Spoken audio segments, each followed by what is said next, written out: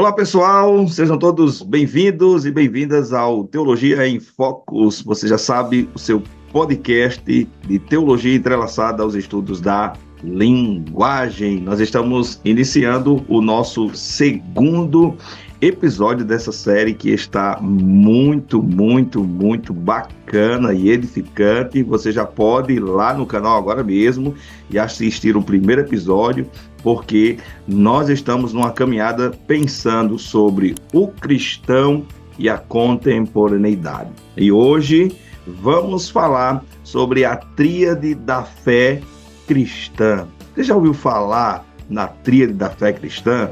E para nos ajudar e enriquecer o nosso podcast, o nosso querido grande amigo está lá no Chile, ele vai se apresentar um pouco mais. Chega para cá, Rano Molina. Quem é Rano, de onde fala? Depois vamos bater um papo legal também sobre como que Rano está no Chile. Mas vamos tratar desse tema. Quem é Rano? Seja bem-vindo, meu amigo. Valeu, muito obrigado. Olá todo mundo aí, Teologia em Focus. E claro, né, desde aqui do Chile, como você falou, né, eu morei no Brasil, né, por aí, em algum conteúdo também do Focus, né, a gente bateu um papo quando eu ainda estava lá no Brasil, morando, trabalhando com o Labri, o Ministério Labri, do Francis Schaeffer, tá? Aí em Belo Horizonte, né, pertinho de Belo Horizonte. Mas agora eu estou aqui de volta no meu país, aqui no Chile, trabalhando também com o Labri, mas em um anexo que faz parte do Labri, um grupo de amigos de Labri, para justamente conseguir abrir um Labri aqui no Chile, né, uma casa de Labri, só que o processo bem a longo prazo, tá? Então a gente está aqui trabalhando, de volta na Igreja Presbiteriana do Chile, eu sou casado com Esther, sou pai do Nicanor e da Sofia, sou teólogo, já fui pastor, né, de trabalho pastoral mesmo na igreja, plantador de igreja, e por enquanto estou me dedicando à teologia, né, à geração de conteúdo em espanhol, estou escrevendo algumas coisas, escrevendo alguns, espero, né, se tornem livros, mas não é assim o meu foco na vida. Tem que escrever o livro, não. Estou escrevendo coisa e parece que poderia surgir algum livro, mas é isso que eu sou, no que estou e para onde que eu vou, né? Então aí, nessa parada. Então, pensando nessa proposta de quem é Rano que está fazendo, em conversas com o Rano, né, ele também está aprofundando, se podemos dizer, né, em algumas leituras. E é por isso que eu acredito que é muito propício para a gente pensar sobre a tríade da fé cristã. Eu queria que você definisse, às vezes definir, eu fico brincando com os alunos que definir, às vezes definha um pouco, né, mas já apresenta um norte do que seria a tríade e sob dois olhares. E o Rano está aprofundando aí. A definição da fé cristã ou da tríade da fé sob a ótica do Bonhoeffer e a ótica do Tolkien, são dois autores que ele está lendo. O que seria, então, essa perspectiva por meio de Bonhoeffer e do Tolkien? Beleza, então, eu acho que primeiro seria interessante, né, defini-lo desde uma perspectiva bíblica, tá? E como isso aqui é teologia, né? A gente está tentando falar de teologia. Eu queria ler somente um versículo muito conhecido, né? Que é 1 Coríntios capítulo 13, verso 13, né? 13. 1 Coríntios 13 diz assim: agora, pois, permanecem a fé, a esperança e o amor. Estes três, porém, o maior destes é o amor. Se a gente quisesse falar de fé, esperança e amor, esse é um texto que é a base, né? A gente conhece muito, né? Conhece bastante. E a tradição cristã apresenta a fé, a esperança e o amor como as três irmãs divinas, né? É muito bonito. Tem até alguns pintores da Idade Média que fizeram óleo, né? Trabalharam nessa imagem dessas irmãs dançando, né? Juntos, né? Como para representar essa ideia de fé, esperança e amor. Às vezes a palavra amor é trocada por caridade, né? É uma ideia do catolicismo romano, mas o texto bíblico que você leu fala disso, tá? E essas virtudes, tá? Da fé, da esperança e do amor são a essência de nosso caminhar como filhos de Deus, tá? Tanto a obra de Deus em nós, quanto nossa resposta de vida estão relacionados com essas virtudes, tá? E aqui, claramente, não é só 1 Coríntios 13, né? Tem vários textos, o apóstolo Paulo fala muito disso, né? Então, eu vou somente citar alguns, né? Colossenses, capítulo 1, do verso 3 até o verso 6, tá? Tem 1 Tessalonicenses, capítulo 1, versículo 3, Gálatas, capítulo 5, versos 5 e 6, tá? Se você vai lá e lê aqueles textos, não sempre aparecem fé, esperança e amor, né? Às vezes fala da esperança, do amor, da fé, tá? Então, por aí, mas não é somente Paulo que fala disso, Pedro também, na primeira carta de Pedro, capítulo 1, dos versos 3 ao verso 9, também falam dessa tríade, tá? Só para trazer alguns textos, tá? Então, desde essa reflexão bíblica, tá? Os teólogos têm ido falando bastante sobre isso, né? Por exemplo, Santo Agostinho, tá? Ele tem um escrito, né, que chama-se Manual da Fé, Esperança e Amor, tá? Que ele escreveu com uma estrutura catequética, né? Tipo pergunta-resposta. E ele, naquele lugar, diz que, assim, a gente não pode ter fé sem esperança, tá? É impossível ter uma fé se não tem esperança. E a gente não pode ter nem esperança nem fé se não tem amor, né? Amor por Deus, certamente, tá? Então é interessante, né? Não existe amor também sem esperança, nem esperança sem amor, sem o amor, né? E nenhuma das duas sem fé. Né? Aí o Santo Agostinho pensa bastante sobre isso, tá? Então,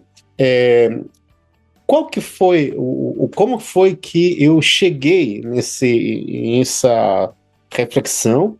Cara, simplesmente pelo fato que dentro do Labri, que é o ministério onde eu estou servindo agora, né? No Labri, essas virtudes teologais, né? Essa tríade, né? Que você falou aí, são totalmente relevantes para a vida cristã, né? E como o Labri é um ministério que trabalha com vida cristã, então a gente fala bastante de fé, de esperança e do amor. Agora, o que tem a ver a fé, a esperança e o amor com Bonhoeffer e com Tocqueville, né? Que o caminho que os teólogos sempre vão caminhando por caminhos meio estranhos, né? Esquisitos até chegar num ponto que você faz, sim, claro, tem sentido, né? O assunto aqui é que tanto Bonhoeffer, né, quanto Tolkien, que é o autor da obra O Senhor dos Anéis, tá? São escritores que foram trabalhando aquele conceito nas obras deles, né? E o interessante é que os dois estão dentro de um período de história muito parecido, muito similar, tá? O pastor Bonhoeffer, né, a gente conhece dele que ele morreu na Segunda Guerra Mundial, logo depois de fazer parte de um grupo de pessoas que queria assassinar o Hitler, né, o Adolf Hitler. Ele se viu envolvido nessa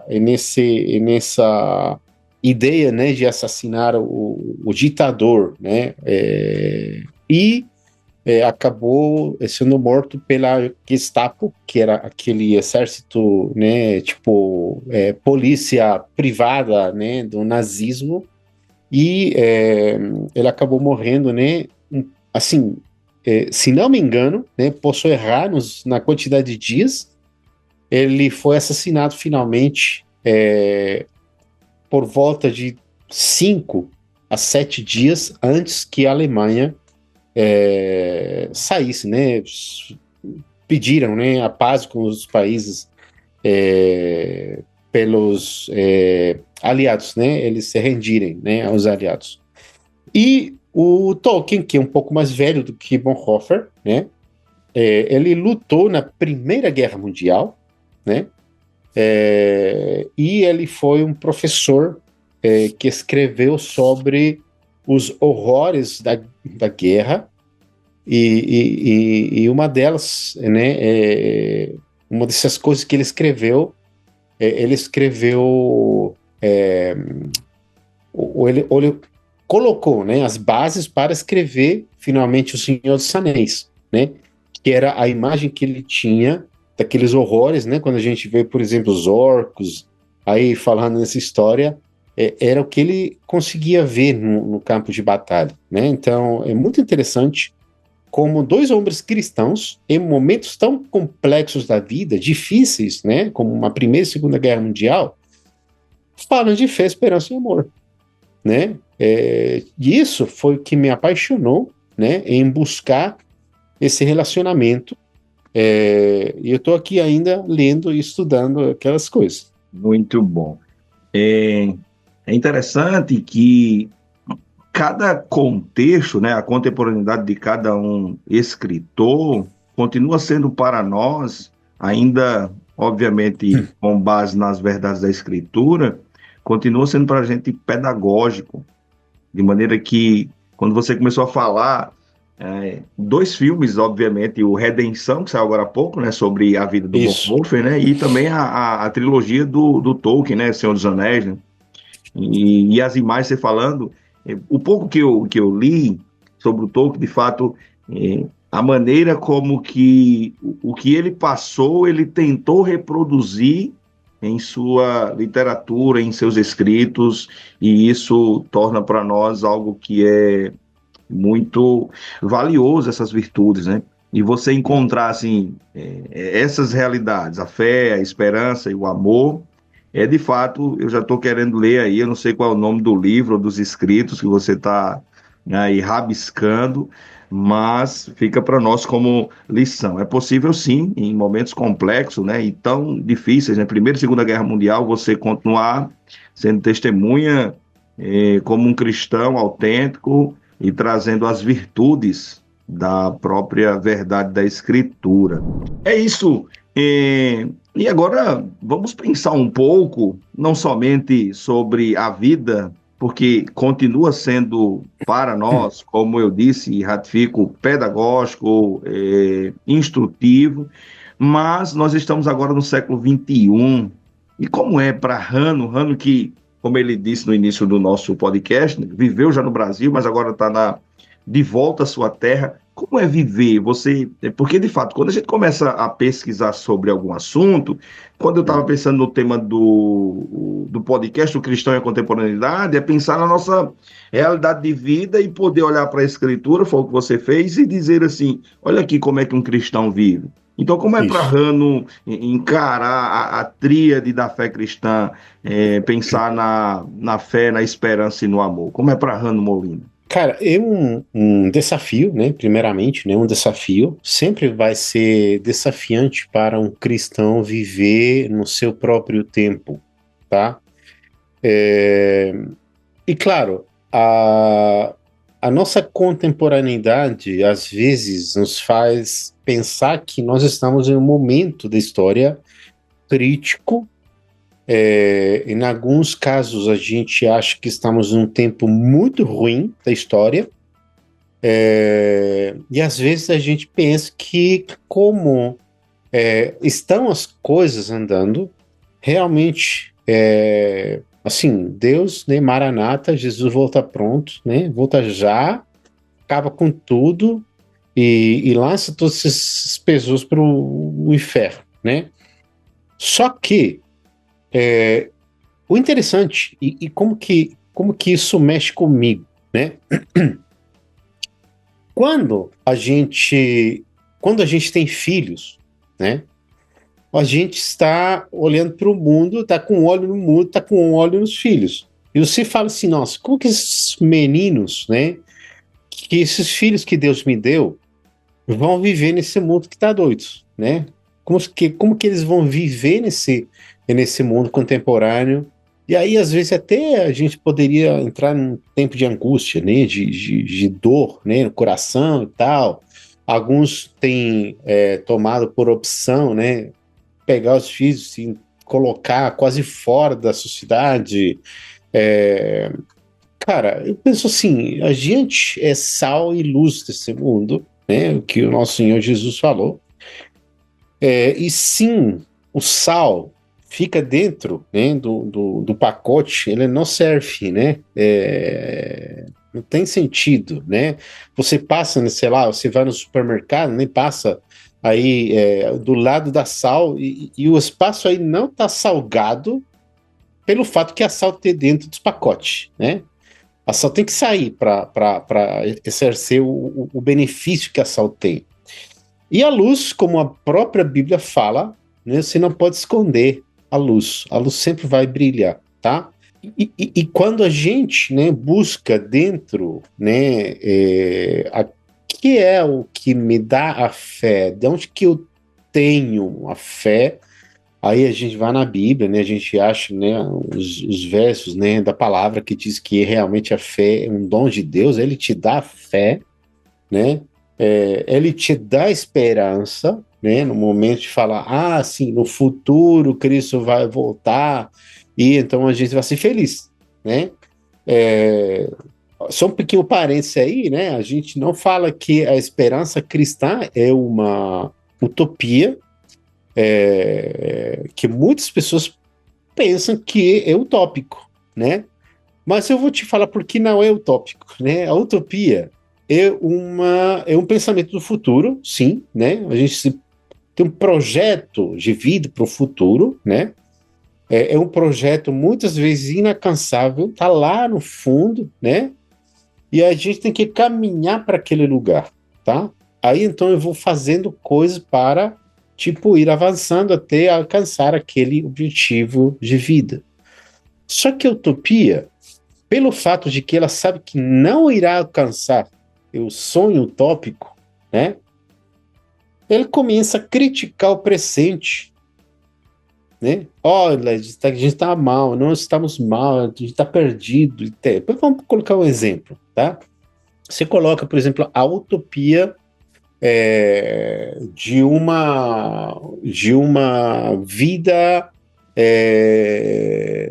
sei lá, cara, não quero falar coisa que logo depois vai ter que cortar, né, na edição, mas eu vou falar, por exemplo, né, da utopia do mercado regulado, né, ou vamos falar do comunismo, sei lá, né, como você colocar, no sentido econômico, tá, na economia.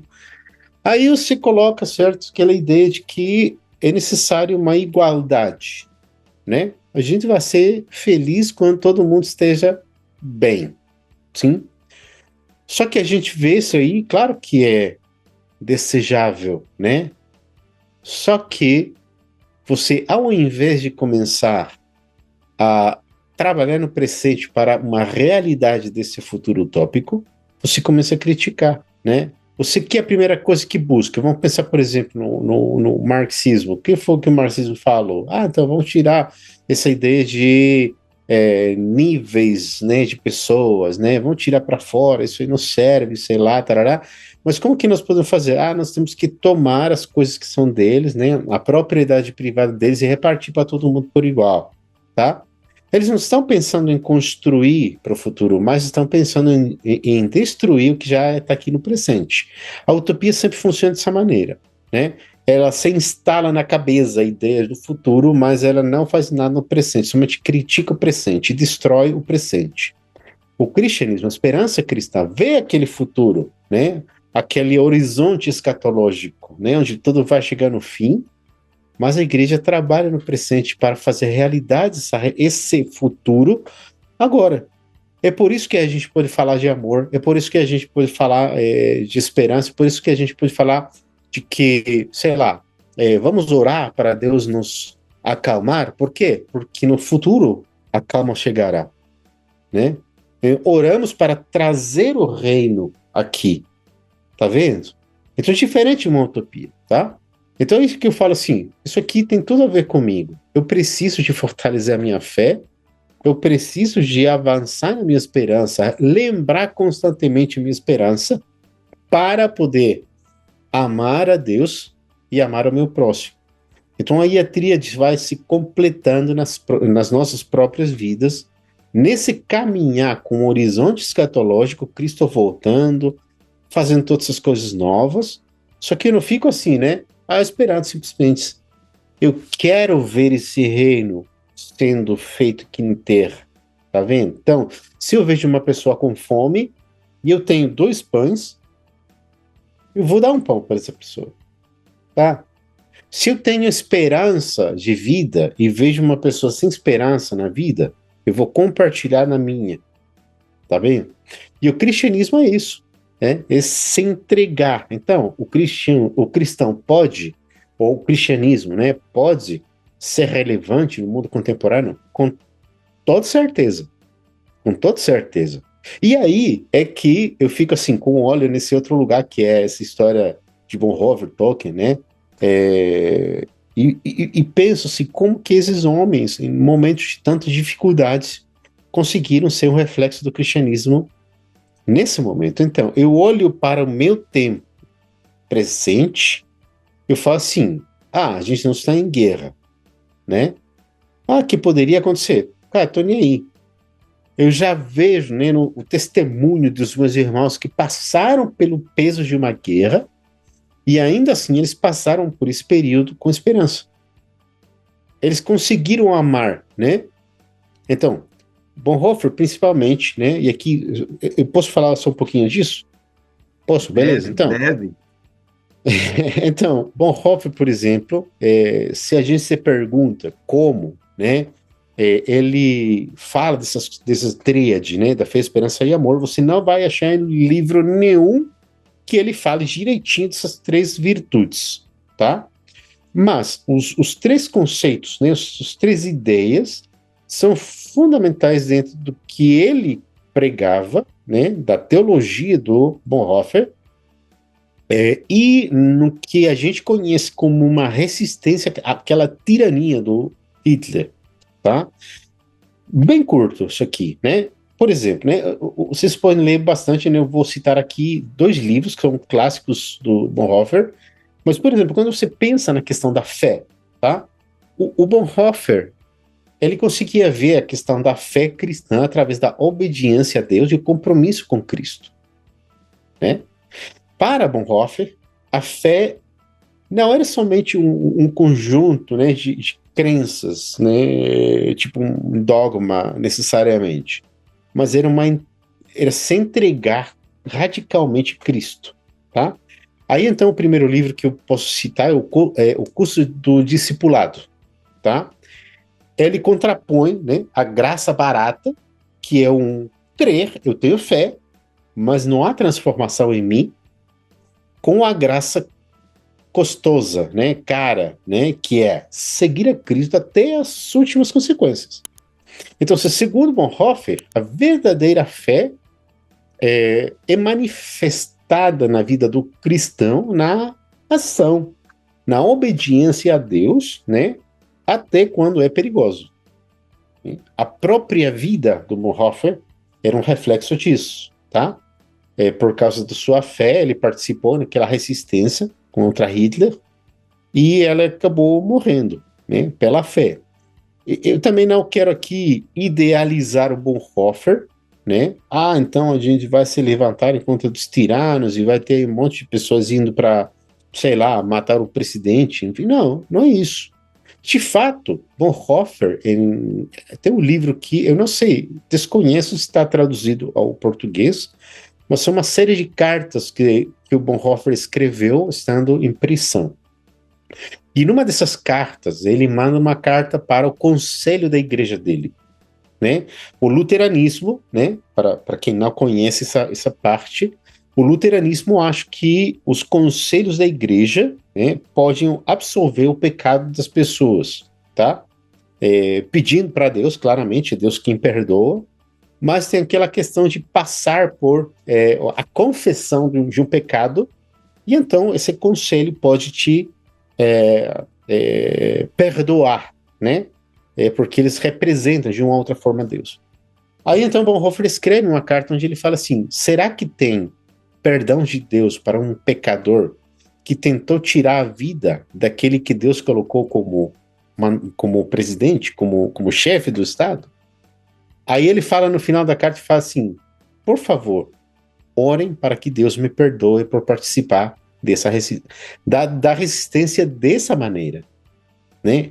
Ele se arrependeu de querer matar o Hitler, né? Então, fala de um homem que pecou, porque ele foi em contra do que diz Romanos, né? Que toda autoridade foi colocada por Deus para bem ou mal de um país. Romanos 13, né? Claro, né? Então olha aqui como que a fé dele levou finalmente aquele perigo da morte, e ele enfrentou a morte finalmente. A esperança, né? E aqui também bem curta, nesse mesmo livro, né, de cartas, né, desde prisão, creio que chama o nome, pelo menos aqui em espanhol, é Cartas e Papéis desde prisão. É o nome que tem o livro aqui em espanhol, tá? O Bonhoeffer, ele escreveu muito de esperança no meio do sofrimento.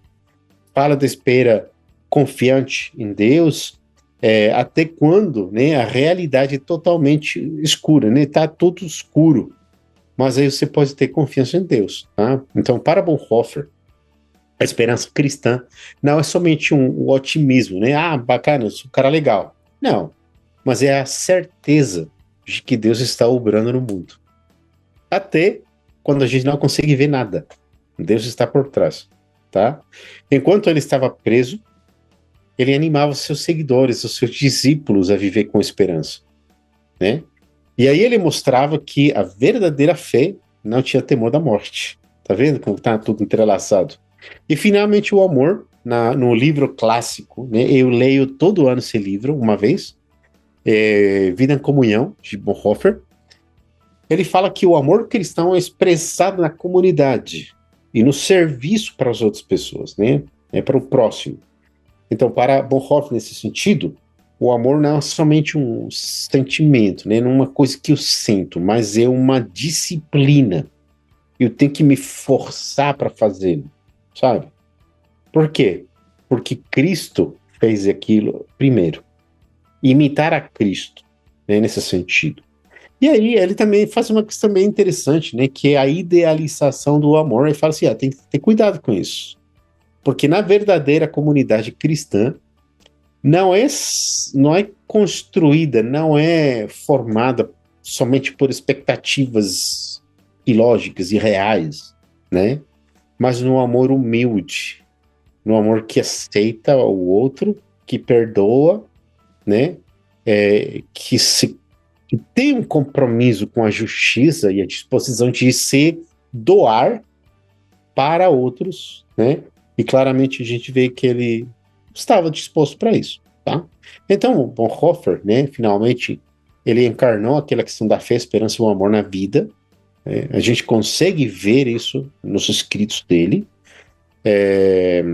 E, claramente, né, a confiança dele em Deus, né, dentro de prisão, né? Eu tive a oportunidade de conhecer lá na Alemanha a casa dos pais de Bonhoeffer, tá? A casa do Bonhoeffer, ela foi queimada pela polícia nazista, tá? Mas a casa dos pais ficou, está aí em Berlim, na cidade de Berlim. Eu fui até lá e eu conversei com... Ele deve ser um sobrinho, né?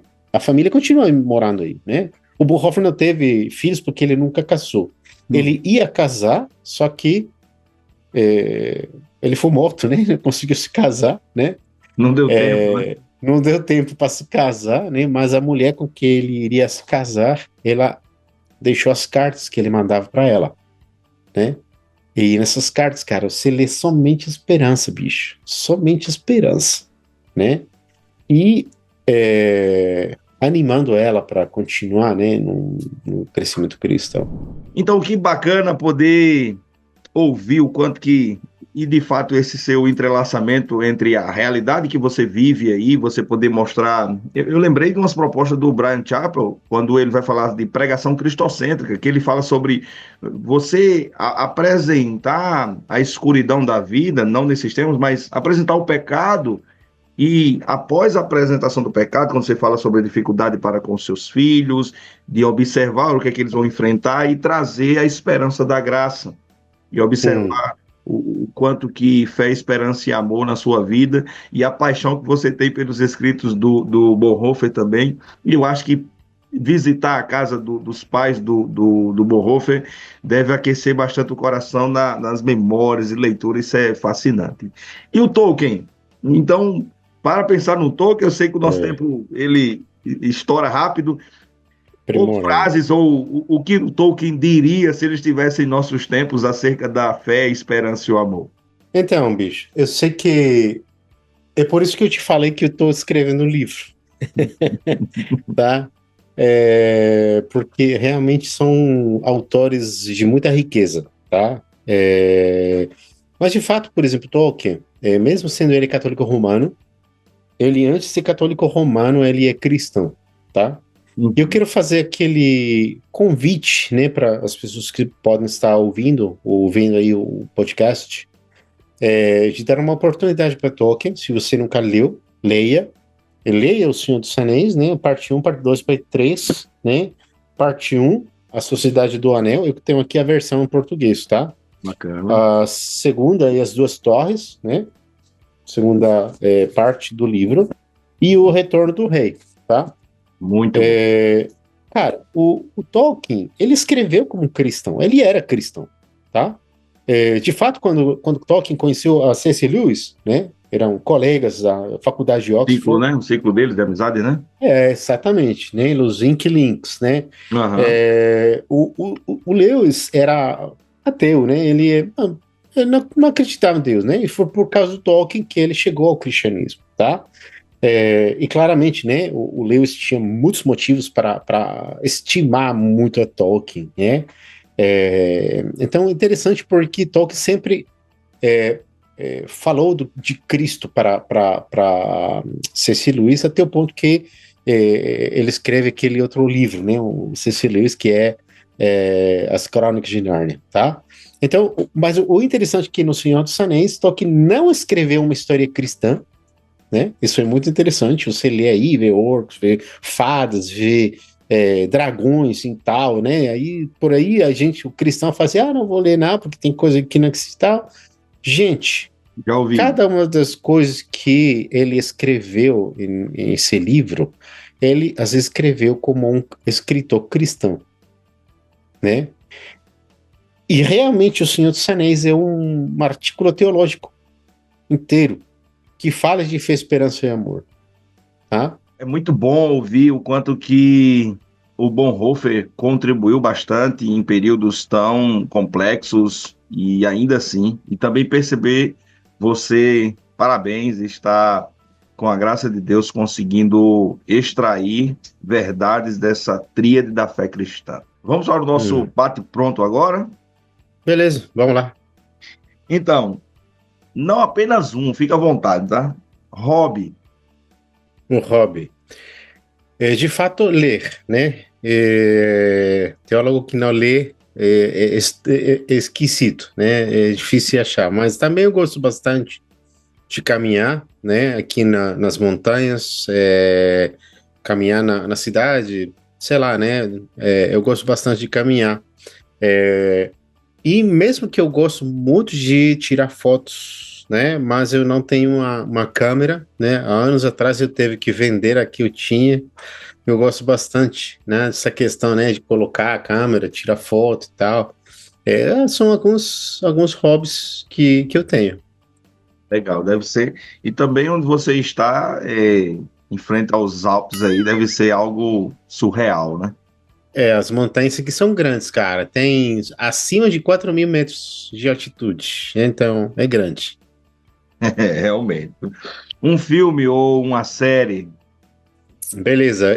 Off the record, eu tinha falado com você uma, mas aí fiquei pensando, né? E tem uma trilogia, né? A propósito da triade, né? Tem uma trilogia que chama-se As Três Cores, né? Uma trilogia das cores de um diretor chamado Krzysztof Kieślowski. Então, essa trilogia é uma produção entre França, Polônia e Suíça, tá? Tá? É muito interessante, né? Porque são três histórias que diferentes. Ah, claro, a trilogia das cores, porque tem o primeiro filme chama-se Azul, o segundo filme chama-se Branco e o terceiro chama-se Vermelho, tá? São as cores da bandeira da França, tá? E a história de cada filme, cada um desses filmes,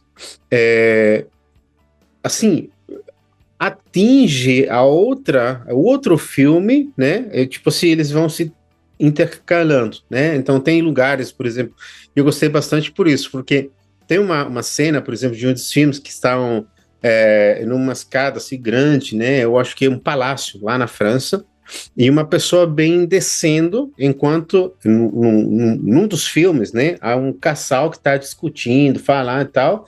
E no outro filme aparece a mesma cena, só que de outro lugar, com uma pessoa descendo, correndo e bate com o braço aquele casal, né? Então aí cruzam as histórias e vai gerando aí um assunto bem, bem, bem bacana, né? Das três histórias que vão se intercalando entre elas, né? Elas vão assim caminhando juntas. Então, chama-se a trilogia das cores de Krzysztof Kieślowski. Muito bom. Um time. Colo-Colo. Colo-Colo. Não tem como. É Colo-Colo, daqui do Chile. O mais grande do Chile. Será que a nossa editora vai tocar o hino do Colo-Colo, hein? Marchemos todos altivos y arrogantes por Colo-Colo que ha triunfado los Coloque, campeones. coloque. Todo Chile. Um livro. O livro. Eu sempre falo do livro do Bonhoeffer, Vida em Comunhão. Para mim, é um livro necessário de ler cada ano, né?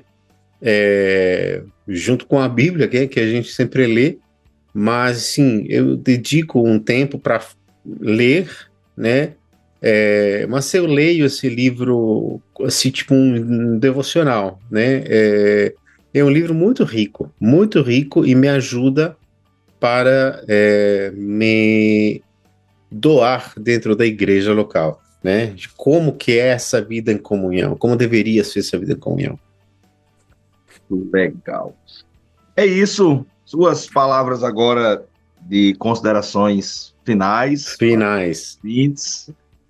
Então, eu queria ler um trecho aqui do Tolkien, né? A propósito do nosso papo, do livro O Retorno do Rei, tá? Esse aqui, Legal.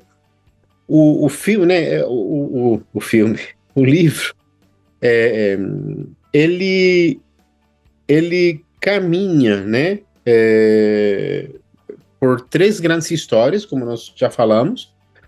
E aqui é nessa, né, que o Retorno do Rei já está no final, né? O Sam e o Frodo, né? Eles já estão muito cansados, eles já tiveram que lutar bastante, lutar contra as coisas que estão acontecendo, né? As coisas ruins que estão acontecendo, lutar com as coisas internas que estão acontecendo, né? Esse anseio de poder, principalmente no Frodo. E tem um ponto já que os caras estão, assim, sem condição de continuar, né? Até eles estão pensando em abandonar a viagem, né, para destruir o anel.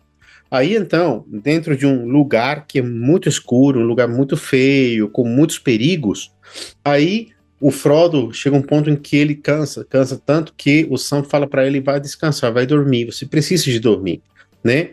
Aí, então, o cara dorme, né, na hora, assim, o cara coloca a cabeça no chão e ele dorme, né? E aí o Sam, com muitas dúvidas se realmente eles iriam conseguir e se realmente o Frodo seria o cara, né? O cara que poderia destruir o anel. E com uma tristeza profunda, sem esperança, ele levanta os seus olhos para os céus, né? Que sempre estava com nuvens, né? E ele consegue ver piscar aí uma estrelinha. Então eu queria ler esse trecho, né? Mas esse é o contexto, tá? Aí disse aqui o livro. Ali, espiando por entre os farrapos de nuvens acima de um pico escuro no alto das montanhas, Sam viu uma estrela branca piscando por alguns instantes. Sua beleza lhe atingiu o coração, olhando para cima desde a terra abandonada, e a esperança retornou a ele. Pois como um raio nítido e frio, perpassou-lhe o pensamento de que, no fim, a sombra, essa sombra é com maiúsculo, né? A sombra era somente uma coisa pequena e passageira. Havia luz e elevada beleza para sempre, além do seu alcance. Então, eu gosto muito desse trecho aí, porque ele nos ajuda, né, como cristãos. Eu já falei, né, aí que o Tolkien, ele escreve como um cristão. Em nossa vida cristã, a gente sempre está aí na Terra-média, dominado pelos orcos, dominada pelas bruxas, dominados pelos sem fim, né? E às vezes parece que não há luz, às vezes parece que não há esperança, e até a gente sofre, né, com essa falta de esperança. Mas realmente existe uma elevada beleza, existe uma luz além do nosso alcance, né? E que certamente, né, nos traz de volta a esperança. Então eu queria somente te convidar a colocar os seus olhos para cima, né, para os céus, e os céus dos céus, onde está aquela luz, né, que se fez o homem em Jesus Cristo, né, e que é a luz do mundo, tá? Então há esperança, meu amigo, há esperança, minha irmã, há esperança em Cristo, né? Ele é a nossa única esperança porque Ele é a luz do mundo. É isso. Amém, Rano. Que papo maravilhoso. Muito obrigado mais uma vez. Eu acho Obrigado que você, cara. todos os podcasts agora eu vou ter que perguntar o que faremos então da vida eterna.